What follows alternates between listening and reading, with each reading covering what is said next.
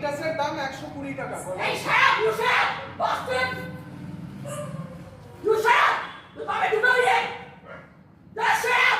আমাকে বলে রক্তটা বার করে তুই না করে না তুমি দুটো দিয়ে আমার কিছু গায়ে লাগবে লাগে না তোরা বল মেরেছো না তোর গায়ে লাগে কি করে ঠিক আছে আরো বল তোর বাসে নেই কথা হতে দিলে তো